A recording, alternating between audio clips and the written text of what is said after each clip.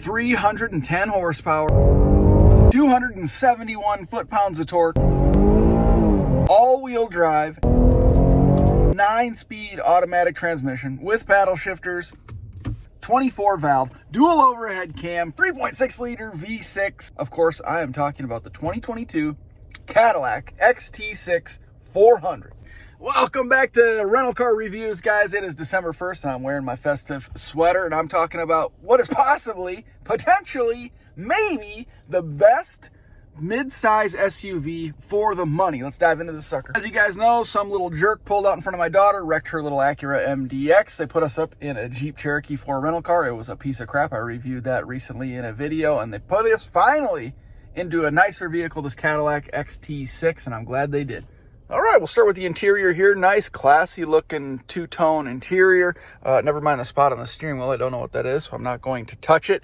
We have sort of this ivory color leather seats, which are really classy looking Cadillac sort of logo.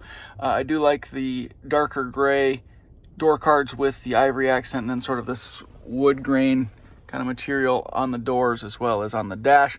I wish the gray was a little bit darker, or maybe they didn't use any of the ivory in the doors at all. But I guess it sort of ties everything together. Not a big fan of that look, but it's not terrible. We have a nice analog gauges here with some digital readout. Really kind of clean, sleek, you know, sort of what you just generally see, this 8 or 9 inch display here with some controls in the center, little toggle switch, of course your different drive modes and your ability to turn traction control off. Drive modes, we have touring, sport, and snow and ice. I have driven in the sport. It does allow the RPM to hang a little bit in its power band, shifts a little bit firmer, kind of gets you off the line a little bit quicker as well. Obviously, snow mode sort of controls the throttle for you a little bit. That's sort of this nice little lined cubby here, and it does have a little phone charger as well. The phone slides nicely down in there and fits perfectly. Massive glass roof panel, which is pretty sick. It opens up this first little section just a notch, and then she basically goes all the way back. Oh, one more click too. Look at that.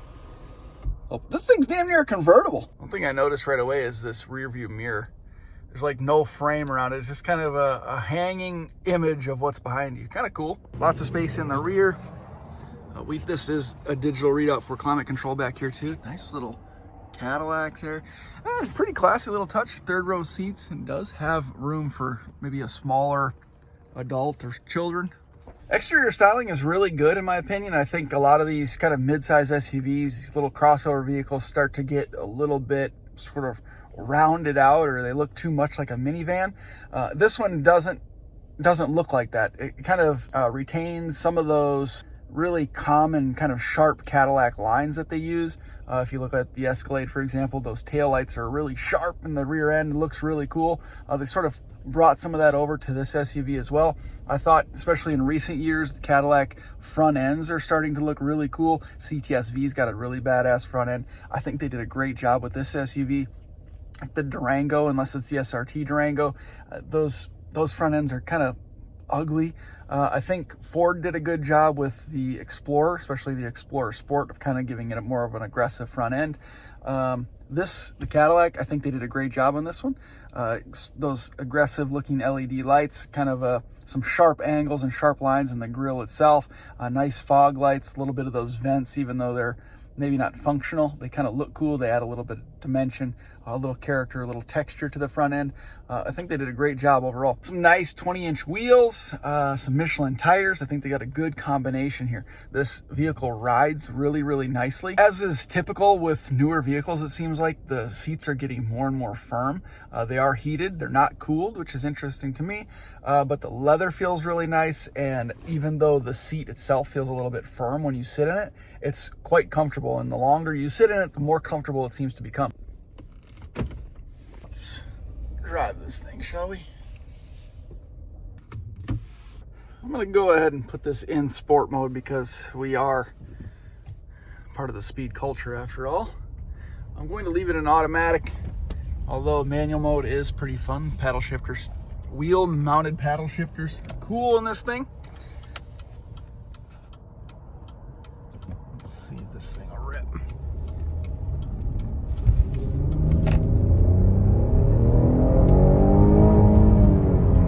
Okay, and then see, the RPM hangs, keeps you in that power band. Hangs for quite a while actually before shifting the next gear. I'm not sure what the drive bias is, but we spun the front wheels there, turning that little corner, and I did chirp them a couple times last night, but it gets up and goes.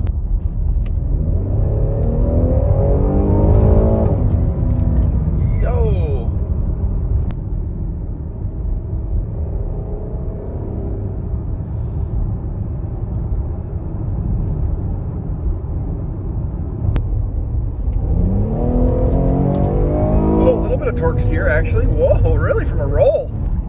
Let's see what kind of launch we can get with this thing quick. Oh, stop.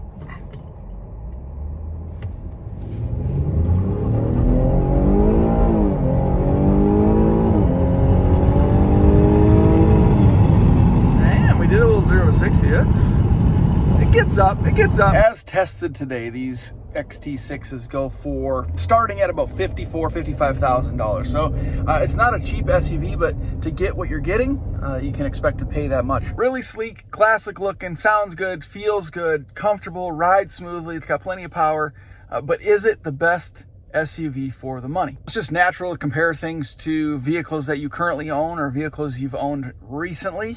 So my tendency is to compare this vehicle to my wife's 2019 Ford Explorer Sport. And I gotta say, that vehicle has everything and more than this Cadillac XT6 has. It has the really, really nice leather seats, third row seating, heated and cooled seats, heated seats in the front and in the rear, heated steering wheel. It has the moonroof, not as big, but it still has a significantly sized moonroof.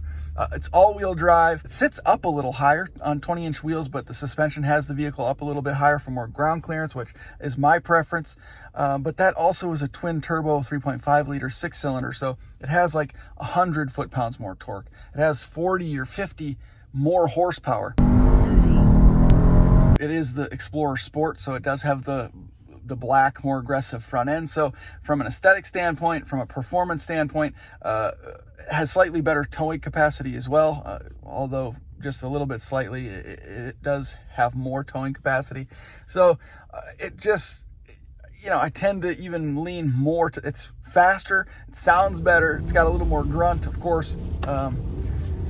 Although this Cadillac is really, really nice to drive, and I do like it. It looks good. I think it's you know, $54,000 compared to a fully loaded Explorer Sport with more features for a similar price point. I'm still leaning toward the Explorer. But I definitely would say, if you're looking for a vehicle with a really nice ride and it feels really refined and tight on the inside, nice and quiet, comfortable ride, this is a great choice, especially if you're looking for those qualities, but you still want a little bit of a punch, a little bit of kick in the pants when you get on the gas pedal. This does check a lot of boxes, don't get me wrong. Man, I got to review an SQ5 or an X5M or something here coming up soon. Thanks for watching, guys. Appreciate it. See you in the next one.